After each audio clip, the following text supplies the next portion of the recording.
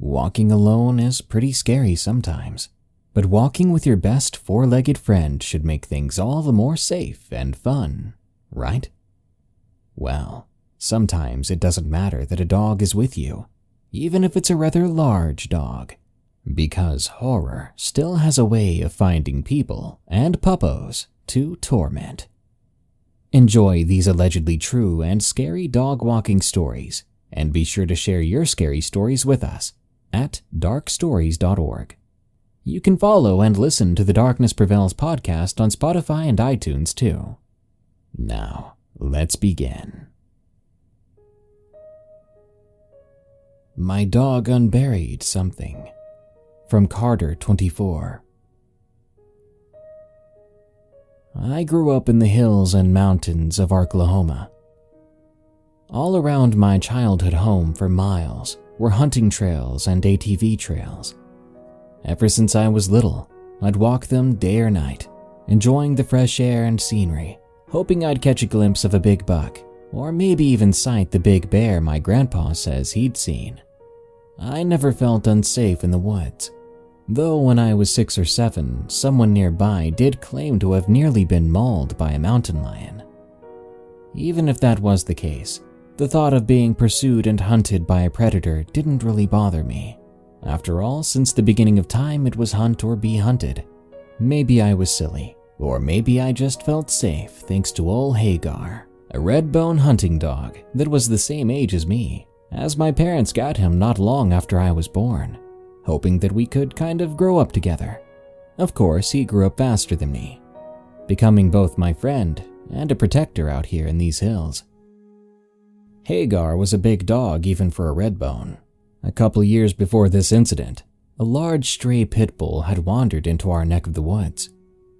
If I recall correctly, at the time I was running between my dad's truck and my mom's SUV, pretending that a graboid from the movie Tremors was going to get me.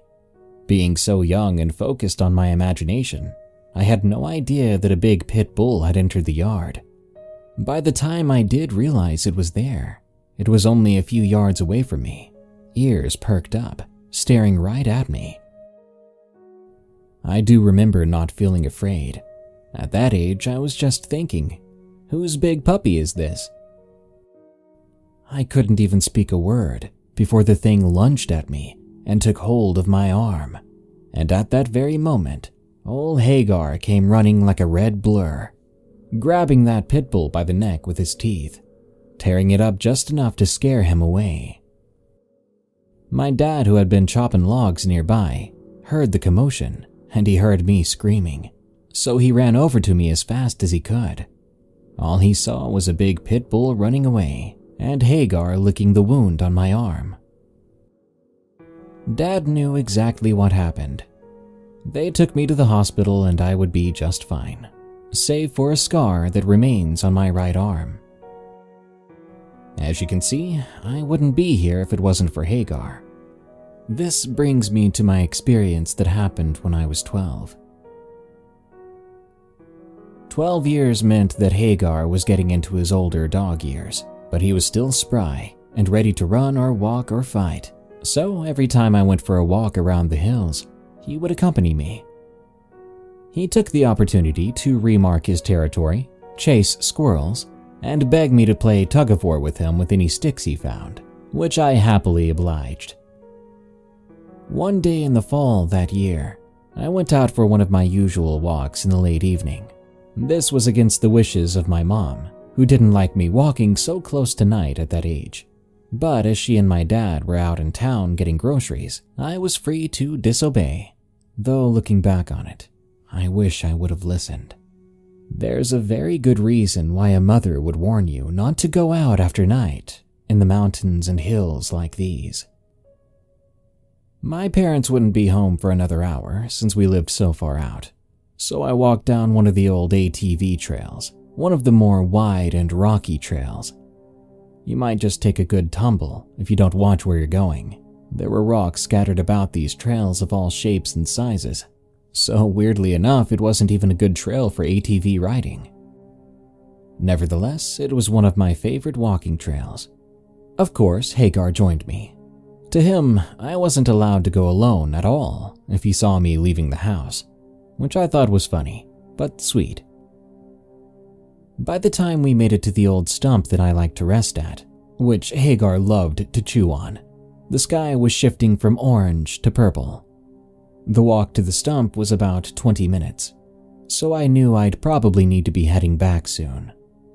But I took 5 minutes to throw sticks with Hagar, then just listen to the woods, quiet and peaceful.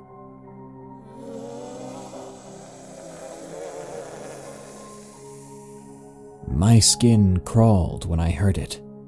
It was a moan or scream or both mixed together, coming from somewhere nearby in the woods. It was a sound I'd never heard out here for as long as I could remember. I sat there on the stump, both scared and confused, racking my brain to try to identify the sound. My dad, being quite the hunter himself, had set me down on multiple occasions to listen to different animal sounds you could expect in these parts. Despite this, I had no idea what I'd just heard, and I could come to no other conclusion that perhaps it was a person. And if that was the case, they sounded distressed. More fearless than I should have been, partly due to my best friend Hagar being there with me, I decided to make my way towards the moaning cry. If someone was in trouble, I could help them. I began to walk through the fallen leaves that made up the forest floor, unable to whatsoever disguise my footsteps.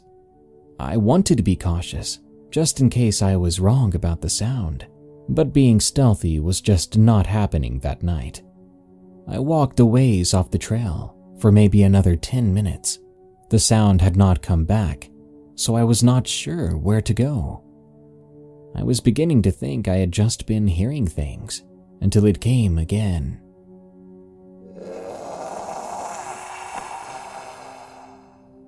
It sounded much closer than before, so I was on the right track, and it certainly wasn't my imagination. And to be doubly sure about that, when I looked over at Hagar, his ears were perked up, and he was staring in the direction the sound had come from. Hagar was hearing it too, and he seemed just as concerned about it, if not more. My curiosity and lack of patience getting the better of me, I took off in a sprint towards the noise. A few moments passed when Hagar suddenly just blew right past me. He stormed ahead about 20 yards and stopped, staring right at the ground. As I ran to catch up to him, he began to sniff and dig at the dirt below him.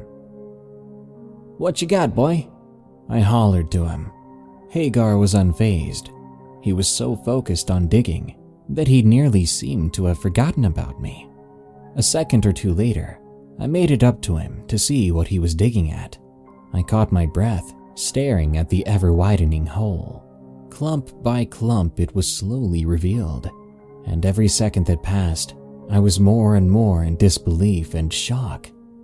The first thing that was revealed was a mouth, lips that were thirsty and dry, shriveled like two parallel raisins.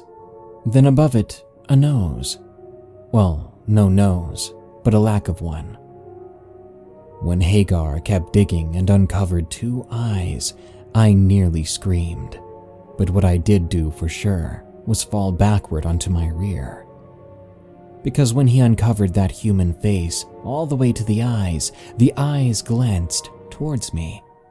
Hagar had uncovered a half-rotted body mere inches under the earth, and somehow its eyes had turned to look at me.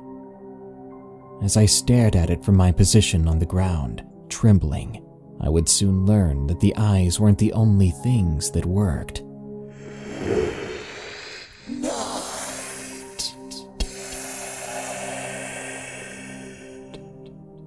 It spoke with a dire hoarseness to its voice, and I swear it said the words, "not dead," which was bizarre coming from that thing, because dead is exactly what it looked like. Dead was exactly what it should have been.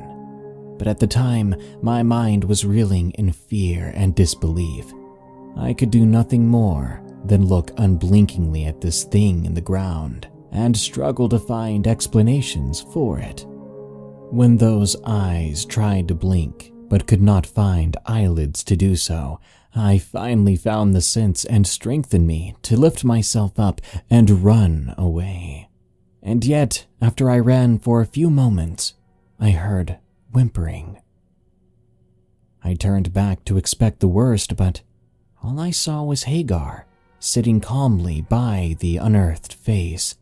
He stared back at me, whimpering, as if requesting something that I didn't understand. "Hagar, come on, boy, come on."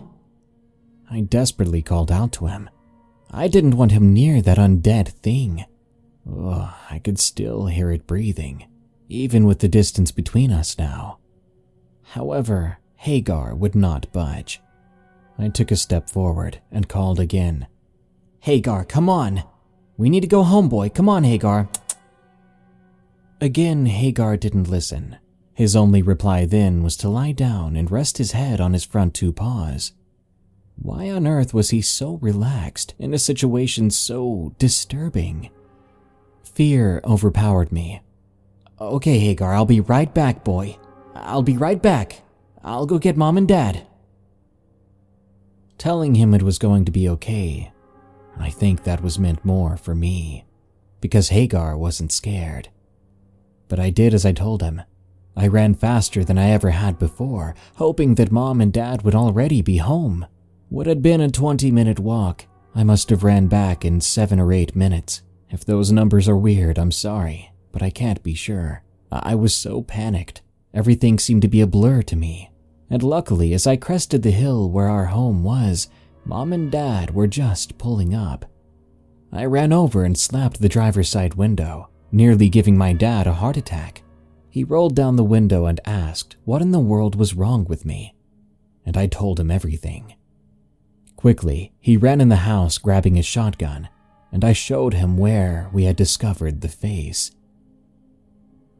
I'll be honest with you. Considering just how beyond normal this whole situation had been, I didn't expect one bit to make it back there and see the face. I figured it would just be a hole in the ground. Not to mention, I was paranoid, worried that Hagar might not be there when we get back. Or worse. Tirelessly we ran until we made it to the spot, and there Hagar was, still lying there, calmly. He even whimpered a bit when he saw us approach. I ran over to pet him, so happy that he was okay. "Good boy, Hagar, good boy." Please.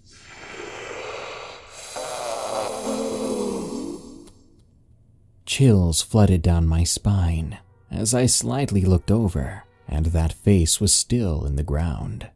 My dad stopped behind me, and I could hear him under his breath curse a word that I was not allowed to say. My father demanded I run back home to my mother and to tell her to call an ambulance. Scared, I did what he told me to, but this time Hagar went with me. After another short run, I made it back home, and I told my mom what my father had said. It took 90 minutes for the ambulance to show up way out here. My dad, not sure what to do, was too afraid to touch the man in the ground, fearing he might make things worse for the man. Because, as we would later find out, what Hagar had uncovered in that dirt, it wasn't some ghoul or zombie or spirit like my childhood mind thought it was. It was a hunter, close to death. He had been mauled by a bear and buried. I didn't even know bears would bury a person like that. But that man survived being attacked and buried, long enough to make it to the hospital and to give up the ghost there. I felt so bad, because instead of trying to help the man, I had been scared of him. I'm in my 50s now, but that incident had always left a deep scar on me. Growing up, I couldn't stop thinking about that man's last moments.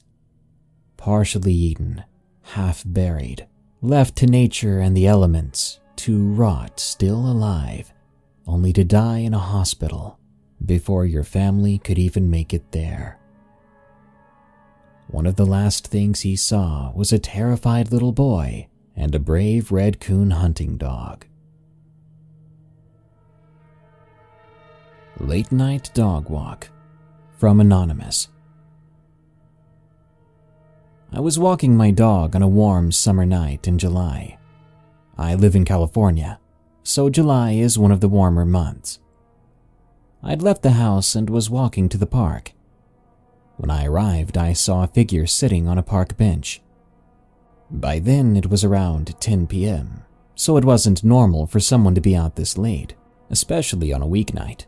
But I figured that he or she had just come to the park to smoke without being caught. Or maybe they were just a night person. Regardless, I continued walking my dog. I'd gotten pretty far in front of my dog, so I looked back and stopped to let him catch up. But when I turned, I realized the figure was gone. Thinking nothing of it, I continued walking my dog. I rounded a corner. There's a large field in the middle of my park, and it was dark, but still illuminated by streetlights. I was aimlessly looking around, enjoying the music I was listening to. For some reason, I looked at the field, and there I saw something. There was a black object sitting in the middle of the field. I thought it must have been a baseball bag that had been left at the park by a baseball player. This sounds exceedingly stupid, but I decided to investigate the object. I'd gotten about 10 feet from the object when I realized it wasn't a bag at all. It was a figure. The same figure that I'd seen earlier at the park bench. I could make out at this point that the figure was a man. He was crouched down, facing me. He was a medium-sized Asian man, and he was wearing all black and a sweater. Given that it was July and 95 degrees at night, his attire struck me as a bit odd. He was crouched down, facing me. I stopped, and I decided to turn around. But before I did, the man darted at me, reaching me in under 2 seconds. Startled, I jumped back, immediately asking the man, "What the heck are you doing?" His answer sent chills down my spine. He replied, "I was waiting for you to come here." Already frightened enough, I decided to leave and continue walking my dog, not taking my eyes off the man for the first 100 feet as I walked. He never took his eyes off of me either. When I felt as though the distance between him and I was sufficient, about 100 feet, I decided to focus on walking and getting the heck out of there. I had taken my eyes off of the man for no more than 10 seconds. When I looked back, he was maybe 10 feet away from me. What scares me about this experience is that I never witnessed him moving when he was following me. By then, I was scared enough to run the heck away from there. I ran, and as I did, I noticed he was still following me. I dropped my dog, punched the man in the nose, and picked up my dog again. Then I ran all the way back to my home. I don't walk my dog late at night anymore. No one messes with our German Shepherd. From Silverwolf 42. This happened to my mom in Bucharest, Romania, in the late 1980s one summer night. We had a female German Shepherd, born of parents from Germany, named A. Her mother's mother was a wolf from the forest, completely gray with gold eyes. A came out looking like her father, Eros, mostly black with some beige here and there. She had medium-long, wavy hair, and her size was within European standards for her breed. Her father had won countless beauty and agility shows all over Europe. A was a gentle dog, but you wouldn't know that by looking at her. There was something on her face that scared the crap out of most people upon seeing her. It must have been the wolf in her. German Shepherds tend to protect their owners to the death, without any special training. We did, however, take A to some obedience classes a few times, but it was more for us, to learn how to deal with a dog, since she was our first. We did no attack training or protection training with her. At the time of the story, A was 3 or 4 years old, and close to midnight, she requested to go out to do her business. We lived in an apartment building, so my mom got dressed to take out A. During that time, there was still communism in Romania, and except for some areas where everyone knew not to go after dark because of gypsy gangs, it was relatively safe to be outside at night. My dad offered to join my mom, but my mom refused the offer. My mom has 10 years of ballet and 8 of karate under her belt. She wasn't worried about going out late, especially with a German Shepherd in tow. While outside, my mom unleashed A so she could roam freely to find a place to take care of business. They walked down the boulevard, and after a while, A found a good spot to pee. Business taken care of, my mom called A to go home. Mom started the walk back, knowing that A would follow her. Less than a minute later, my mom heard human footsteps following her. She did not panic. She kept her pace steady, as to not alert the person following her that she knew she was being pursued. As she walked, my mom was wondering where A was when she needed her, gently moving her eyes left and right, searching for A. The person following my mom was getting closer, so my mother got ready to turn around and kick the living daylights out of the man that was following her. Just then, she heard the man yelp and tumble on the ground behind her. Surprised, my mom turned around swiftly to see what happened, to find the man lying on the ground on his belly. A was on his back, with her teeth in the back of his neck. The man began to scream at my mom to get the dog off of him. My mom ignored the man and started to talk to A. "You scared me there. Where were you?" She then realized that A, sensing the man, chose to hide and wait for the right moment to attack. A followed my mom and the man so quietly that neither of them ever heard her. Then, just when the man least expected it, when he was most likely focused on grabbing my mom, A jumped on his back, bit his neck, and toppled him to the ground. Funny enough, A never drew blood from the man. She just gripped him hard enough to immobilize him. Relieved, my mom laughed at A, telling her, "Let's go home," and to the man, "Don't you dare come after me again." A let go of the man, who ran like the devil was on his heels, and my mom and A got back home safely. Scary dog walking. From Elizabeth W. So this story makes me sound crazy, but one day I was walking my dog up in this small forested area where you can go for walks. I was just walking as usual when my dog Rudy shot his head up. This quickly spooked me, as I am a 5'1" female. I look around, seeing what spooked Rudy, when I see 2 people walking. I recognize the boy as we live in a small town. But there was another man walking with him, a man I didn't know, so I figured he was his father. Rudy goes back to sniffing and the 2 of them walk past us. As they do, I say a polite, "Hello," and the boy says hi. The man, that I'm assuming is his dad, smiles. After a moment, they're about 20 meters away from us when Rudy stops sniffing. At that point, I turn to look back at the 2 of them. They're making a turn up ahead. When the boy and his dad pass this thick tree, the dad doesn't come out.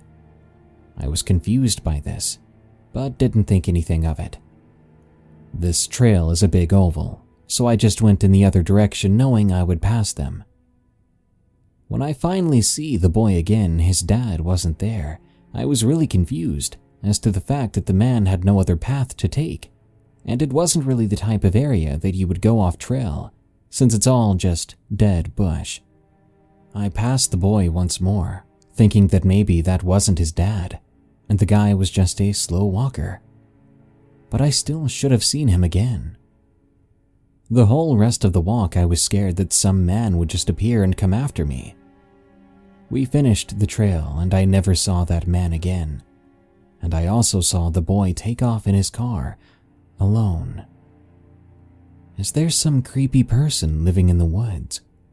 Or was that boy walking with a man that wasn't actually alive when I saw him? What I heard while walking my dog. From Black Wolf 96237. I'm a 23-year-old female. This story happened last year when I took my dog for a walk. I have 2 dogs, one that is 15 and the other is 8. Before this happened, I had moved to Ohio where my dad is having a housemaid. He works for Boeing, and the one in South Carolina where I used to live ran out of positions for him to work. So it was either get a new job or move to Ohio. So here we are. Anyway, I was the first to move up here, as my sister had to finish high school, and my stepmom, of course, stayed back with her, because she was 18 at the time, and my stepmom wanted to spend more time with her own kids and grandkids. I missed my friends that I had to leave to move here. It was very sad for me. Anyway, it took an 11-hour drive, but when we got there after the house was finally done being built and so on, it was a really nice place, bigger than our old house. I got to pick my room and moved in, and I settled in just fine. After that, my dad had to leave for some days at a time, so it was basically just me with my 2 dogs and 3 cats. I know it sounds like a zoo at my house, but it's nice and relaxing in a way for me. After all, I'm more of an animal person than a people person.